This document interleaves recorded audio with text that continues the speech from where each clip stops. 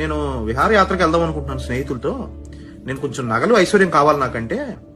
అవునా అమ్మా అని పక్క నుంచి తీసి ఒక పిడికెడు విభూతి చేతులు పెట్టేయండి. అమ్మవారు చూసి ఇదేంటి అన్నట్టు చూసిందండి.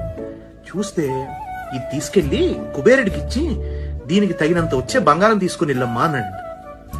అంటే సరే అని చెప్పి అమ్మవారు అలా మీమాంసతో వెళ్ళి మన కుబేరుడు గారికి ఇచ్చిందంట. ఇస్తే కుబేరుడు ఆ విభూతి తీసుకెళ్లి ఒక త్రాసులో వేసి తన దగ్గర ఉన్న ఐశ్వర్యం మొత్తం అందులో పెట్టినా సరే ఆ త్రాసు ఇంచు కూడా కదలేదు. దీన్ని బట్టి అర్థం అవ్వాల్సిన విషయం ఏంటి అంటే, ఆయన విభూతికి సాటి వచ్చింది విశ్వంలో ఇంకేం లేదు. ఆయన శక్తికి సమానమైనది విశ్వంలో ఏమీ లేదు. ఆయన దగ్గర లేనిదంటూ ఏదీ లేదు. కానీ ఆయన దగ్గర ఉన్నది ఏది ఆయన ఉంచుకోకుండా అందరికీ ఇచ్చి ఒక యోగిలా ఒక త్యాగిలా తిరిగేవాడే నా తండ్రి శంకరుడు. ఈశ్వరుడంత గొప్పవాడు, శివుడంత గొప్పవాడు. అర్థం చేసుకునే